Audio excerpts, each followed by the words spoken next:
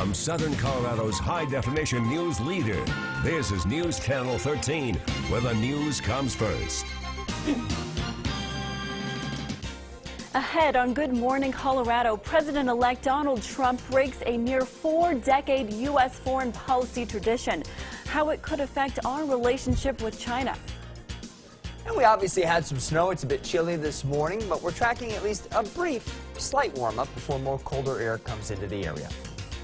And Colorado State Trooper Cody Donahue was laid to rest yesterday. A closer look at the thousands of people gathered to remember his life. Good morning, Colorado. It's 8 o'clock on your Saturday, December 3rd. I'm Stephanie Sierra. We're following developing news of an ongoing murder investigation in El Paso County. Overnight, Colorado Springs police say they have found the vehicle belonging to Richard Spanks, but he was not with the car. Police suspect Spanks is connected to a deadly shooting on Carmel Drive a week ago and a separate double homicide on Mosswood Lane early Tuesday morning. He is considered armed and extremely dangerous. Anyone with information on his location is asked to contact CSPD. And we're taking a live look over Woodland Park, courtesy of our Peak Internet Neighborhood Weather Network camera. Beautiful shot there. We will be experiencing some chilly temperatures today, but the good news is the sunshine will help melt that icy road conditions. I'm going to send it over to Storm Tracker 13's Marty Venachinque, who can work his magic and tell us what we can expect today. Good morning, Marty. I wouldn't call it magic, maybe just Captain Obvious. It's a little chilly outside this morning, and some of those secondary roadways and side streets are still covered in snow and ice. Now, we've not seen a lot of that across the plains. Kind of a frosty look towards the John Martin Reservoir is seen from Hasty. The clouds this morning, which were on the backside of that system that gave us the snow, have now moved out. And it's pretty sunny in much of eastern Colorado, but we do have some clouds here along the Front Range. That storm, by the way, is bringing some pretty good rain and snow to areas off to our south and east, quite a bit more than what we saw around here, and it will continue to drift away from the area today. Right now, Pueblo, it's 22 degrees. The wind is calm. Roadways look fine in the Pueblo Chieftain studio. Most of the road problems are found around the Pikes Peak region, as you saw Stephanie's shot out of Woodland Park. Still some white around. And so I do think that this morning, once you get off the main arterials, you're going to have some slick spots to contend with. But as what's left of the low clouds around Colorado Springs begin to break up, the sun will come out, do its thing, and we should clear them up very nicely. Cool today will be in the upper 30s at lunchtime. Probably reach the lower 40s during the afternoon for both Colorado Springs and Pueblo, with just a slight bit of warming expected tomorrow. It's next week when the next shot of colder air looks like it's going to come in, and that'll likely bring us more chances for some snow. We'll talk more about that in our 7-day forecast coming up in just a bit. Stephanie, back to you. Marty, thanks. Topping our crime tracker this morning, Colorado Springs police are on the lookout for a suspect who intentionally rammed a marked cruiser. It started when officers were responding to reports of a loud party in the 1900 block of LaSalle Street. That's where the suspect threw a beer bottle at a security guard before ramming the cop car with a stolen vehicle. Officers tried to follow the man, but called off the chase due to unsafe road conditions. Pueblo police are on the lookout for a suspect wanted in connection to a deadly shooting yesterday. According to investigators, police first received calls about a shooting in the 500 block of West 23rd Street shortly before 9 in the morning. When officers arrived, they tried performing first aid to the victim, who unfortunately ended up dying at the scene. A passerby we spoke to said they're tired of seeing crime rates rise in the city. I'm concerned about everyone's safety. Pueblo has a high crime rate and it's getting worse, and we shouldn't have to live behind closed doors just to keep ourselves safe. Police say a light-colored vehicle, possibly a white or gray car, was seen leaving the area of the crime. An estimated 3,000 people honored the life of State Trooper 34-year-old Cody Donahue, who died in the line of duty. Donahue was struck and killed by a passing vehicle last week along I-25 just south of Castle Rock. He leaves behind a wife and 2 daughters. KRDO News Channel 13's Scott Harrison gives us a closer look at yesterday's funeral. The salute to Trooper Cody Donahue started before his funeral. A long procession of law enforcement vehicles rolled down Hampton Avenue to the funeral at Denver First Church of the Nazarene. Inside, Donahue's sister expressed her surprise and gratitude to the crowd. I honestly never realized the magnitude of the number of lives he's touched until this week. I mean, I always thought he was a cool dude, but I didn't know everyone else knew that too. Those who knew Donahue best talked about how he loved life and family, and about his dedication to his job and keeping people safe. For family and friends, this wasn't a funeral, but a celebration of life. An El Paso County deputy recalls meeting Donahue once. It was on Monument Hill, and it was in the middle of a snowstorm, so our interactions were brief, but he was, you can just stand up and tell he was a stand-up gentleman, so just a great guy. As they were showing family pictures and activities that he partakes in, you know, or partook in, and it's a lot of the same activities that I do, you know, and with my family.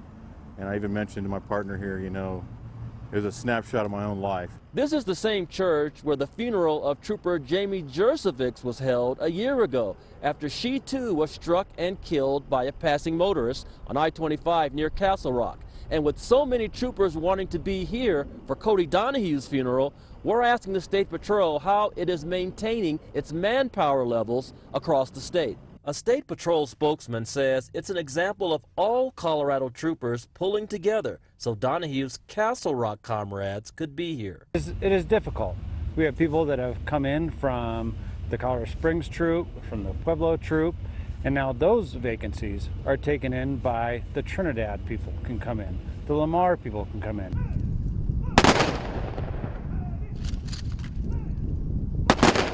A 21-gun salute closed the service, an abrupt reminder of how a loved one, friend, and protector was taken too soon. In Inglewood, Scott Harrison, KRDO News Channel 13. What a beautiful ceremony. Donahue's family laid him to rest at Ellis Family Services in Littleton. Now to the latest on Donald Trump's transition to the White House. The president-elect breaking an almost 4-decade U.S. foreign policy tradition by making a phone call to the president of Taiwan. Now some are worrying about how it could affect our relationship with China. A statement from China's state-run CCTV called the move an unprecedented break in policy because China sees Taiwan as a renegade province. It's the first time a publicly reported conversation has been held between a U.S. president-elect and the leader of Taiwan. Happening now, the Candlelighters of Southern Colorado are hosting their annual Shop with a Cop event. This event is a celebration for children with cancer and blood disorders and their siblings. KRDO News Channel 13's Katie Spencer is live at Target, where this event is taking place. Katie, it's so wonderful to see police helping these families have a better Christmas. Yeah, good morning, Stephanie. This event kicked off just moments ago here when Santa came and presented kids with a gift card so they could buy presents for themselves and their families for Christmas. These kids are pairing up with police officers and sheriff deputies who have donated their time.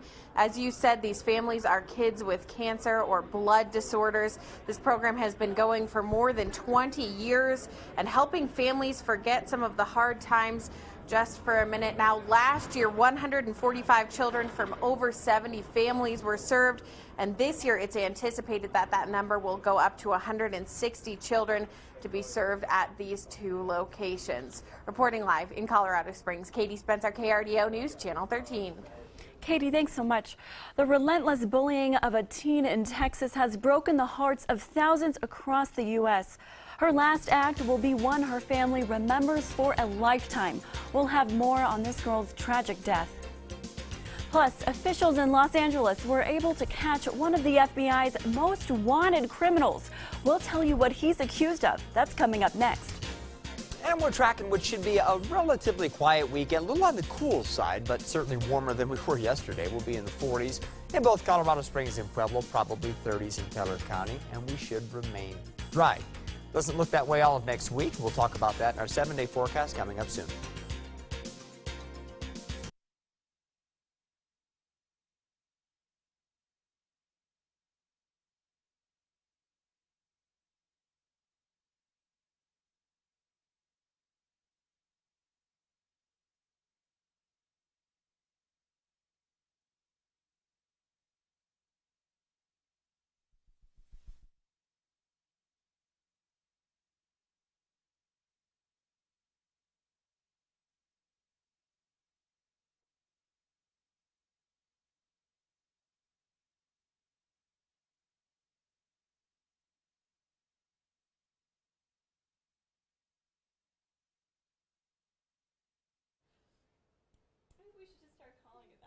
Yeah, I could probably eat up some time. I don't know. I'll probably, get distracted here. I got the young ones hitting on me over here, apparently. I don't know what she's doing, but.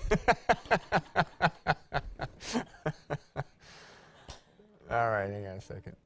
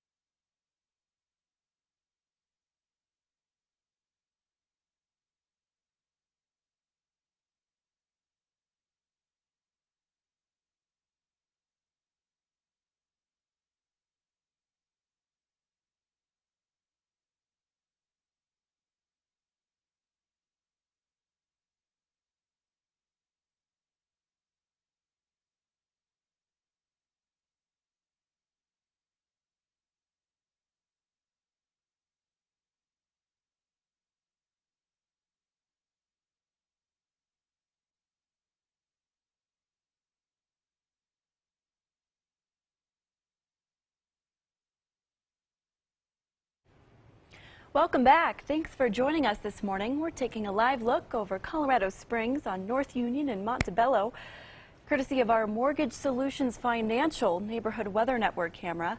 And as you can see there on Union, it's very clear, but in the parking lot, it's still icy. So just a reminder for those side streets, they still could be pretty slick. Time now 8:12. Heartbreaking news out of Texas this morning. A teenager killed herself in front of her family as a result of cyberbullying. The family says years of bullying led to Brandy Velas's decision to shoot herself. And she has a gun pointed at her chest. And she's just crying and crying. I'm like, Brandy, please don't. Brandy, no. I was in my parents' room and I just heard the shot. And my dad just yelled, like, help me, help me, help me. Very sad story. The school says they acted on the family's reports, but could never trace the online taunting to a specific person or group. If anyone you know is getting cyberbullied, counselors say getting administrators involved is very important. You can report bullying to Safe to Tell or to Colorado Springs crisisservices.org. There are links to both resources on the hot button over at KRDO.com. The story of a California mom's disappearance took the country by storm. Now her husband, Keith Papini, is giving insight into what his wife went through. We now know that Sherry Papini spent her captivity being starved, beaten, and branded. But investigators are saying Keith may have released too much information to the public. There's some unique information in there that that was put in his press release today that we're hoping to kind of keep again a tight rein on. This is just wasn't good timing. Investigators are still looking for two women who spoke mostly Spanish and drove a dark-colored SUV. A suspect in a murder case on the FBI's most wanted list was captured less than a day after being added to that same list. LAPD arrested Marlon Jones following a traffic stop. The suspect took off on foot after police pulled over the car he was in, but the escape was short-lived. He was taken into custody less than 20 minutes later. Jones is suspected of killing 4 people at a party last month. A rising shortage of teachers in Colorado has officials worried about how to reverse the trend. Now we're learning about those that are most affected by the shortage, and we'll share those details. That's coming up. As you mentioned, we think the weekend's going to be all right, just a little bit cool. And after Monday works out all right for us, we're going to get cold next week, and we're tracking more snow. We'll let you know when, coming up next.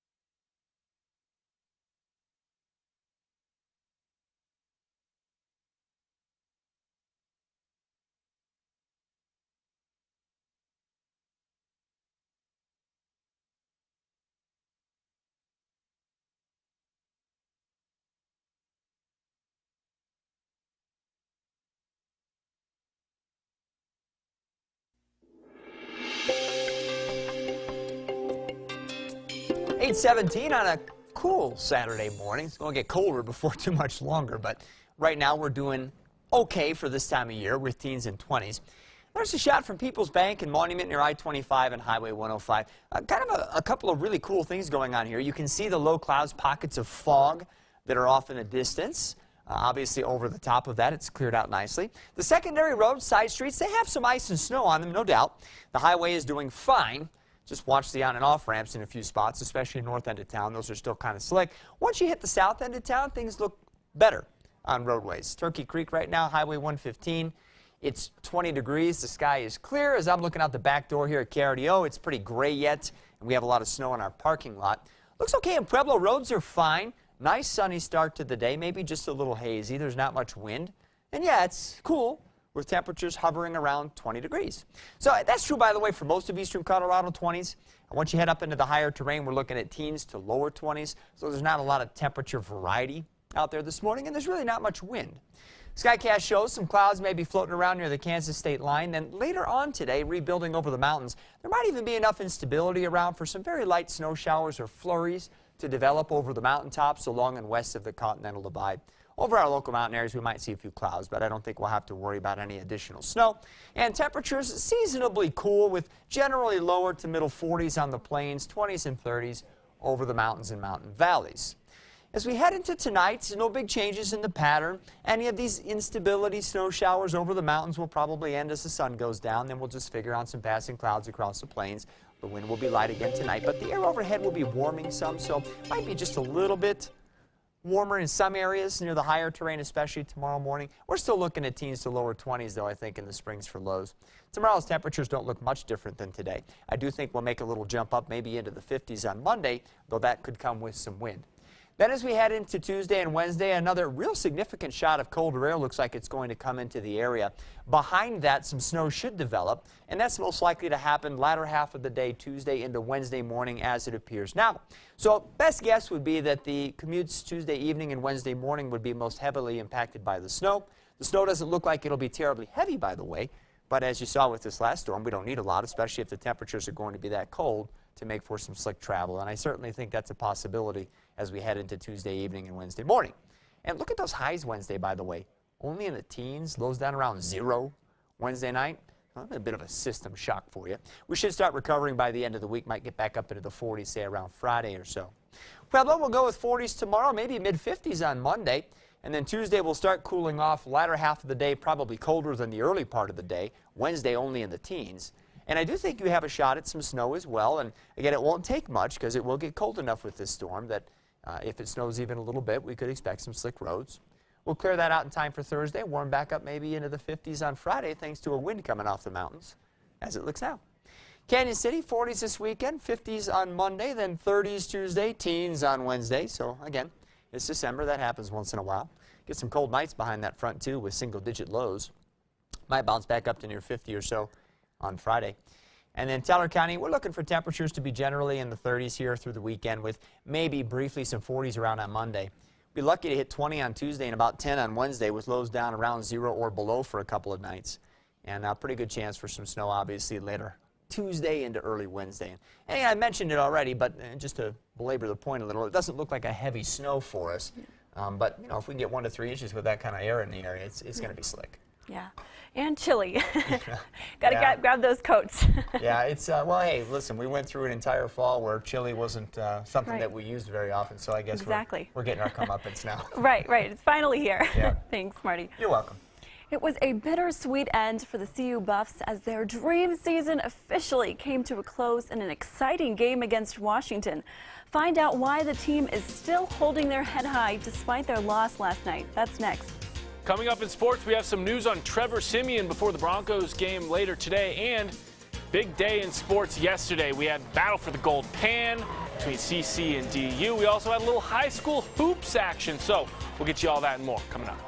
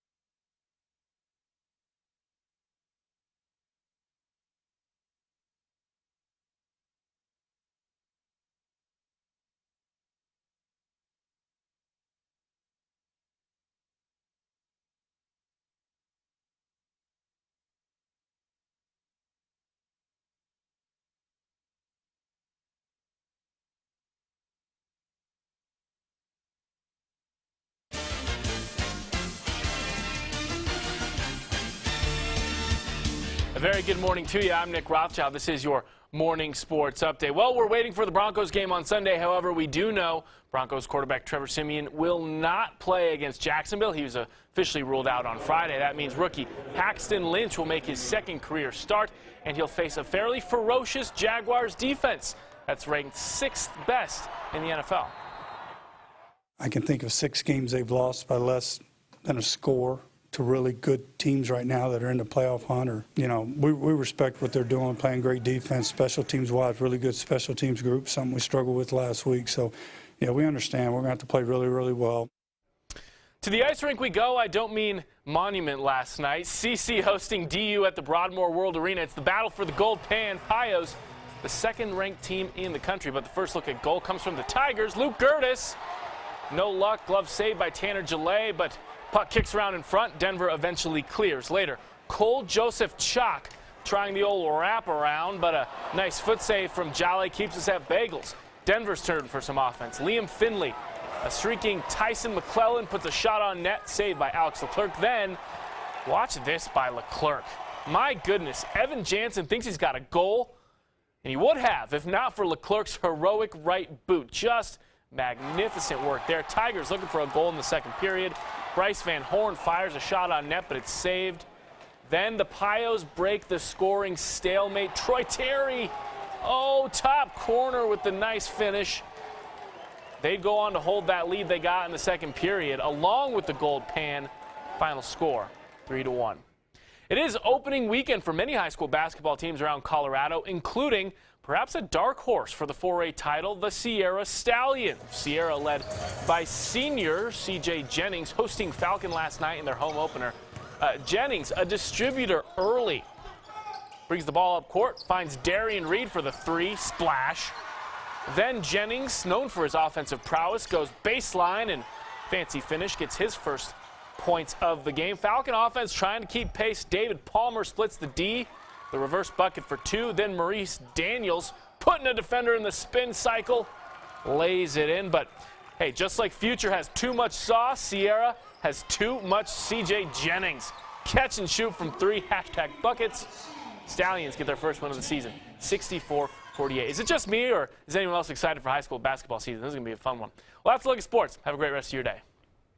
After a historic season, the CU Buffs' hope of reaching the national championship came to an end last night.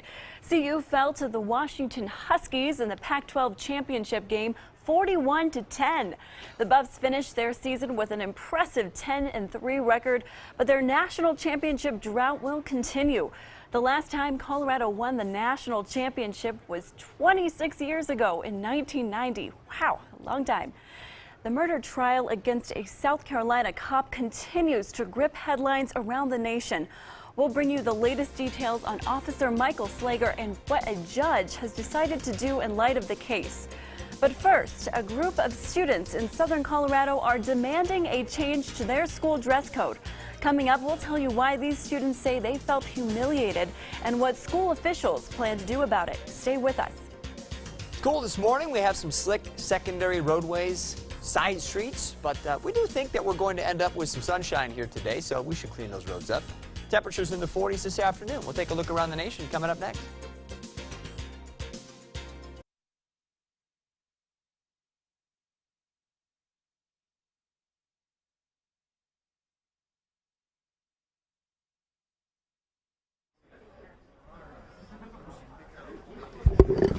Mic check 1 2 3 4 5 6 7 8 9 10. Mic check 1 2 3 4 5 6 7 8 9 10. Mic check 1.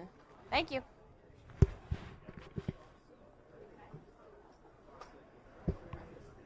Yeah. Hey, how far out is my interview? Yeah, sure. 10? Okay.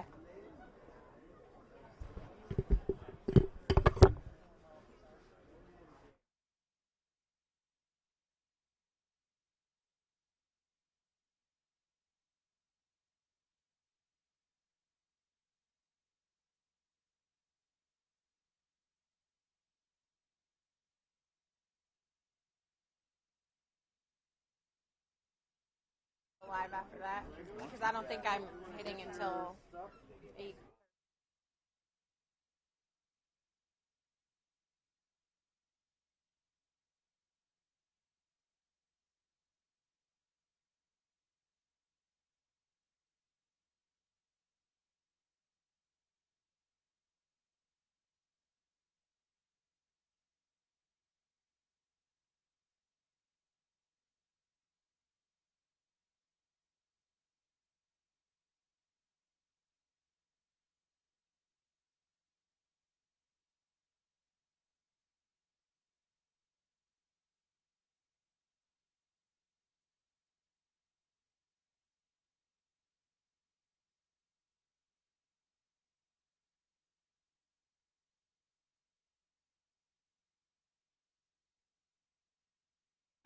From Southern Colorado's high-definition news leader, this is News Channel 13, where the news comes first. Good morning, Colorado. It's 8:30 a.m., Saturday, December 3rd. I'm Stephanie Sierra. We're taking a live look over Colorado Springs. This is of I-25 and Garden of the Gods, courtesy of our Underwater Connection neighborhood weather network camera. And as you can see, the interstate is clear for the most part. Cars are just going right through, but in the parking lot you see there are still ice accumulating. So keep in mind on those side streets that they could still be a little slick. But I'm going to let the pro take care of that. I'm going to send it over to Storm Tracker 13's Marty Venichinkwe. Good morning, Marty. And good morning, Stephanie. It's a cool morning. And you saw from that shot, it's a little cloudy around Colorado Springs. Real thin layer of low clouds right now blocking the sun, but that'll break up soon enough, and then the sun will do its magic and clean up those roads. Skyscan shows our storm system taking off to the east, producing more rain than snow, but it is producing a little snow on its northern fringes right now. And that's the biggest storm system around the country at the moment, though there are some areas over the northern Rockies picking up some snow as well. I guess the main point here is that much of the country looks seasonably cool. This December, we should have temperatures like this in the 30s and 40s for many areas. Now, you head to Florida, South Texas, get out into the desert Southwest or Southern California. Of course, it looks a little bit warmer. What you don't see yet on this map is the real cold air, which we think is going to come in later on next week. That'll start showing up over the next couple of days, but we'll be able to avoid that at least this weekend. High today around 40 in Colorado Springs, 43 for the day tomorrow. We'll probably be in the teens tonight. And once we get rid of this little bit of low cloud cover around this morning, we'll get a good bit of sunshine for the rest of the weekend. Pueblo looking for temperatures also to be in the 40s during the afternoon hours, teens overnight. I don't think we'll have all that much wind to contend with this weekend. That's always nice to be able to report this time of year. So as Stephanie mentioned, just watch yourself on the side streets and secondary roads early this morning. Expect that that'll clean up this afternoon. We'll be good to go the rest of the weekend. We'll talk about that colder air that's coming in next week and the potential for some snow with it in our main weather segment. That's coming up in just a bit. Stephanie, back to you. Thanks, Marty. Students at a local high school have launched a petition demanding change to the school's dress code after some claim they say they were lined up and humiliated. I got the chance to speak to one of those students, and here's what she told me. The way I interpreted it, they were like animals. They were not addressed as regular human beings. It all started Wednesday when staff at James Irwin Charter High School called for an unexpected lunch break. We were told that we were going to get a talk on the dress code, and so we figured, oh, it's nothing new. But the way the staff decided to crack down came as shock and embarrassment to some of the students. They decide, okay, every girl, we want you to line up and you're going to walk through us. Neufeld says 6 or 7 administrators evaluated if the students' pants were too tight by pinching the material. Then it got to the point where girls that were wearing excessively tight pants, the administration would go up to them and physically touch their thighs and grab their pants.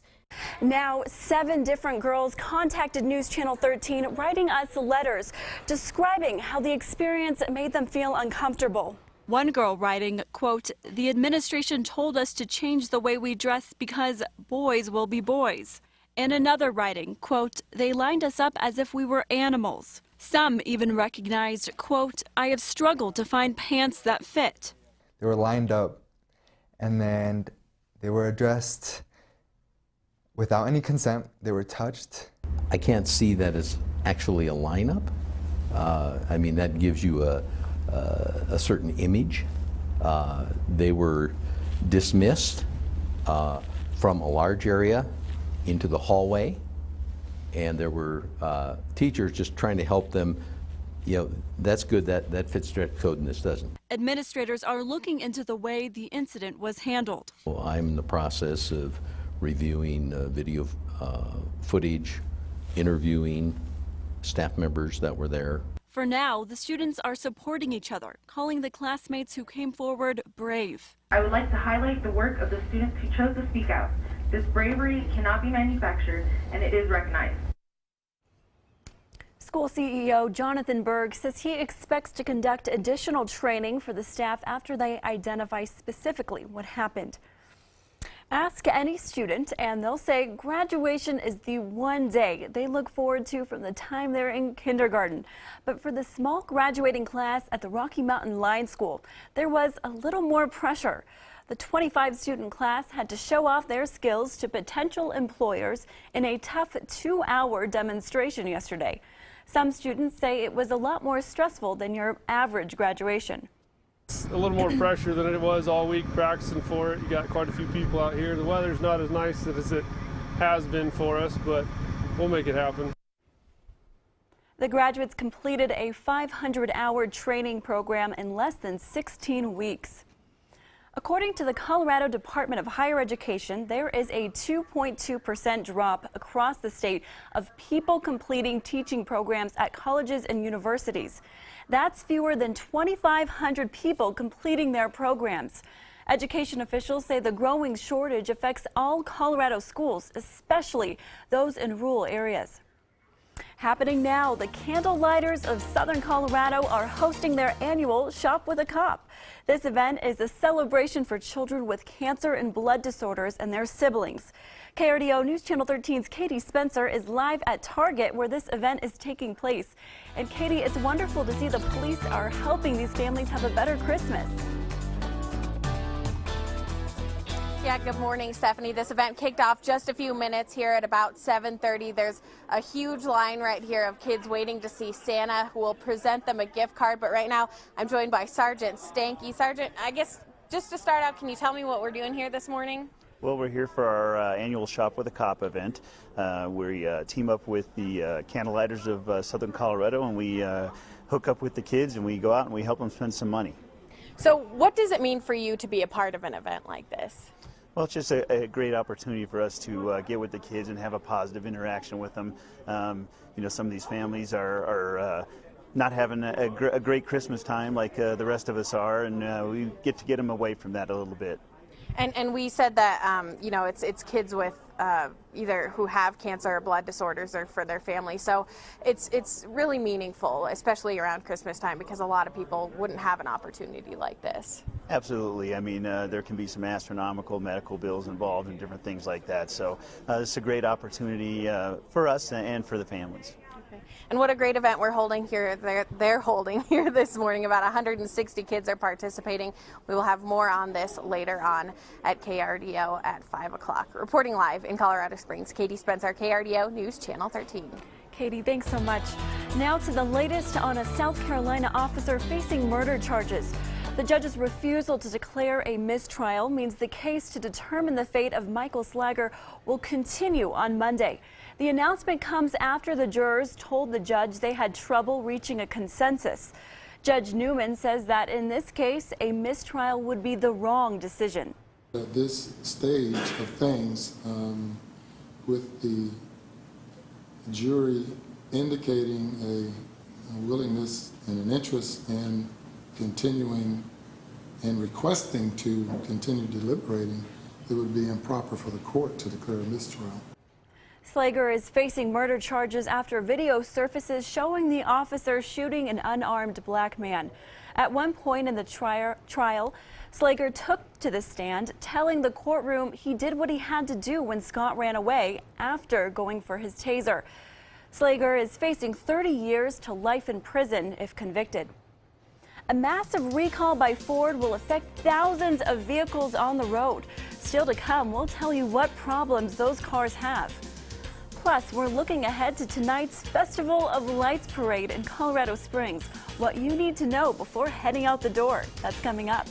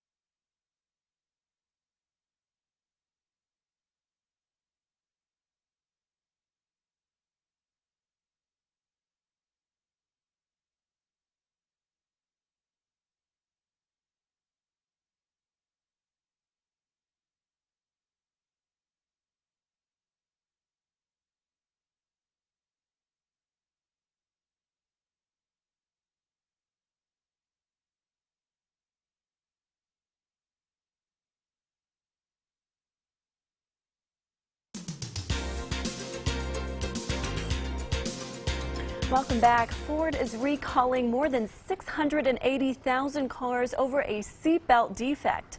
Most of the cars are in America. The announcement comes after 2 people were injured in 2 accidents related to the issue. The vehicles in question are certain Fusion Lincoln MKZs and Modeo models from 2013 to 2016. Ford says the problem could cause a seatbelt to snap during a crash. Ford will notify owners of the affected vehicles. Walmart will pay $7.5 million to settle a same-sex discrimination lawsuit. The class action suit alleged the company denied same-sex spousal health benefits to employees' partners between 2011 and 2013. Walmart began offering insurance benefits to same-sex couples in 2014 after the Supreme Court legalized gay marriage. It's unclear how many current and former Walmart employees are affected by the settlement, but the company predicts a few thousand people could receive compensation. A Grinch is being blamed for destroying a Christmas parade float in Alabama, one that cost almost $1,000 to make. The float resembled a Whoville house from the classic Dr. Seuss story, How the Grinch Stole Christmas. Unfortunately, the title became too real for the folks who made the float to help lost and found pets reunite with their owners. The group was towing the float to Huntsville Parade when someone in another car flicked a cigarette into it. The house we worked so hard on that we were so proud of went up in smoke. Luckily, no one was hurt in the fire, and the group managed to decorate a second trailer with what they say could have saved. But luckily, they were still able to participate in the parade. Of course, we have the parade of lights going on this weekend. We'll have a cool weekend, but generally pretty quiet. Looks like it gets much colder next week, and with that cold air, another chance for some snow. We'll let you know when we think that's going to happen, coming up after the break.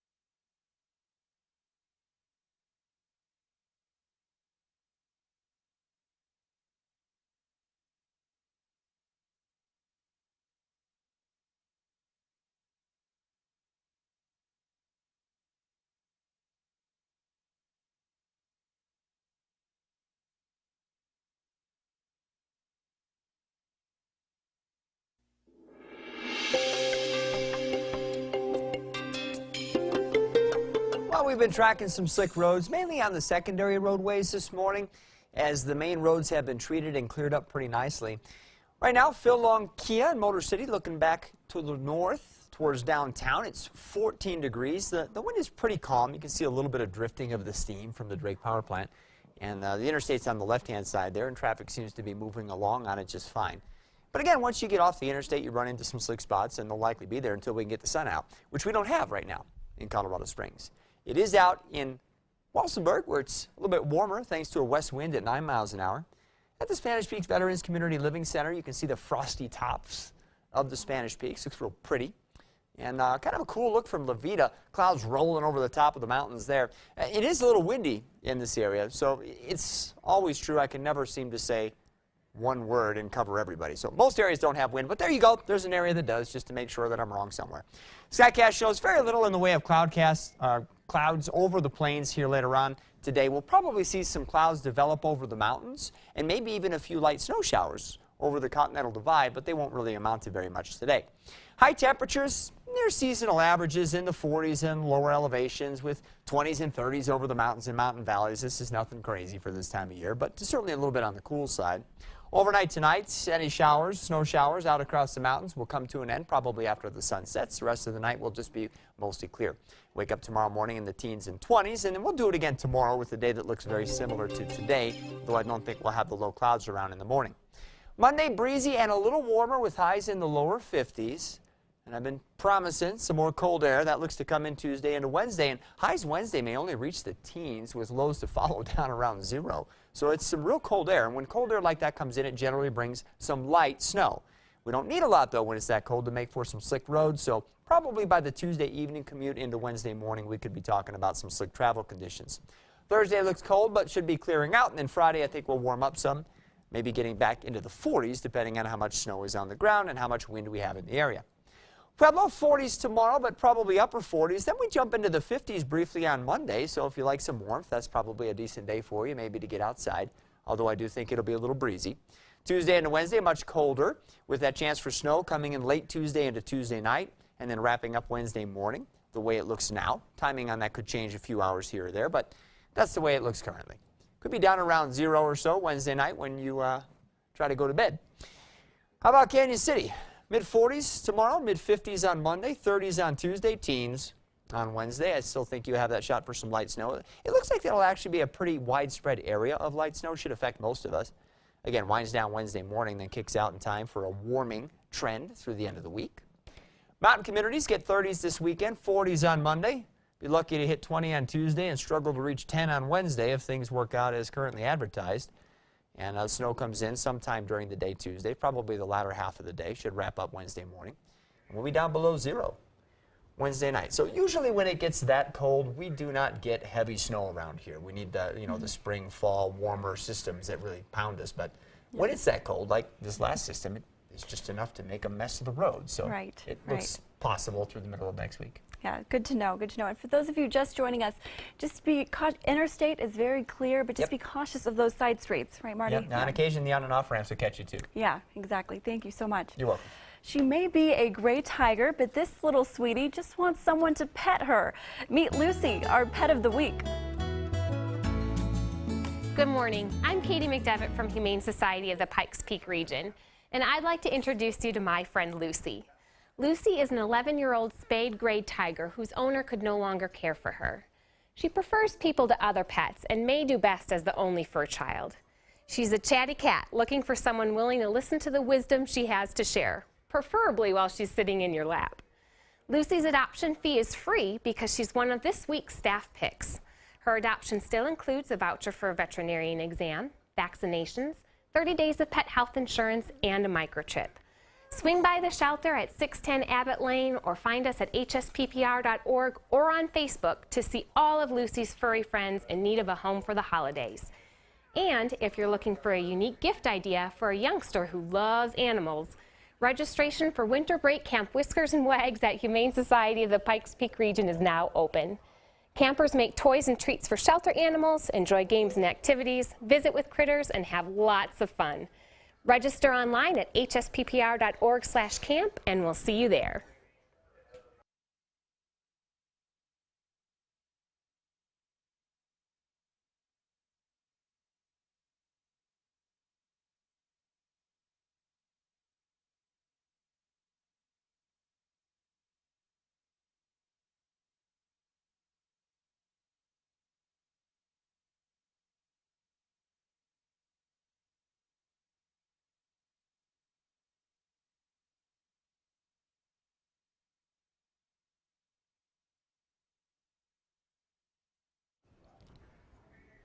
Oh gosh, okay. 9. Okay.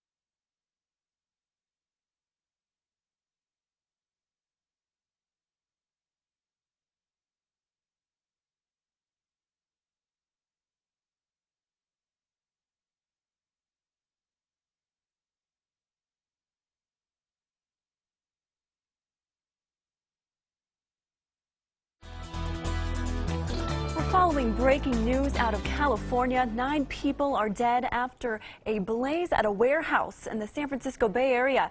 Not much is known right now, but we're working to get you more information, and we'll keep you updated right here at KRDO News Channel 13 with the latest. The holiday spirit is in full swing in Pueblo County, and the community is remembering those who've helped through a trying year. 3, 2, 1.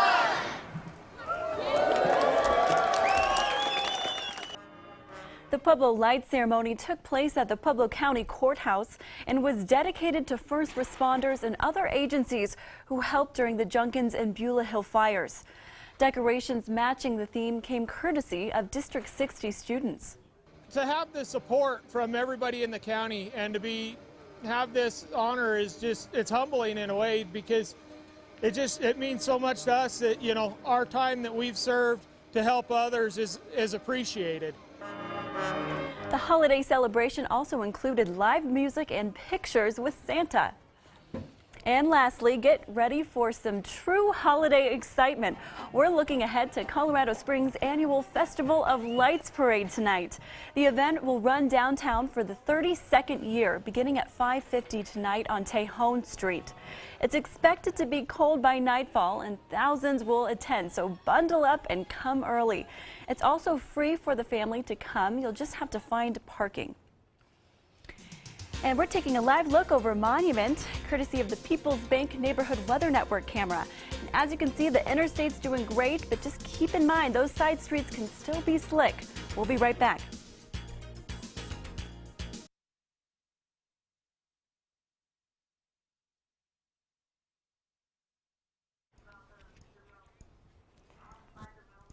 Okay. Sounds good. You know, I saw that California story in breaking news because I thought you meant something in like Colorado Springs. I was like, oh gosh, I must have missed something. But did you get that little thing from it? It's saying that it says that 13 people are missing. Yeah. Oh, yeah. Oh, no. That was awesome job for catching that. Yeah, I got the alert on my phone. I just didn't think to like say anything. It's cool that we can like cover, you know, that Mike's letting us do more national stuff. Yeah.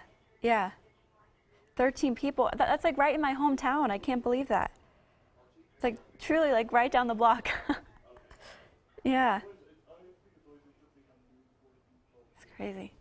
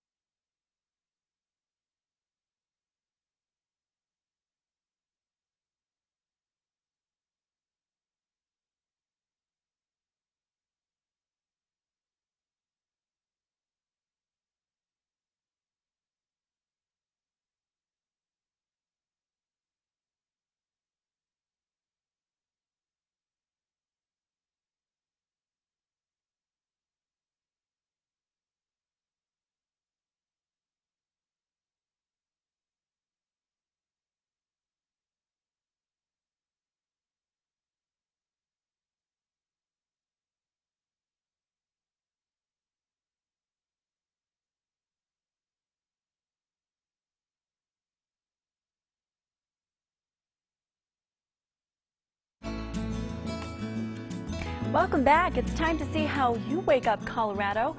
My favorite producer, James, sent us this picture. Wow, what a beautiful shot right outside the KRDO parking lot. As you see that beautiful sunrise just emerging.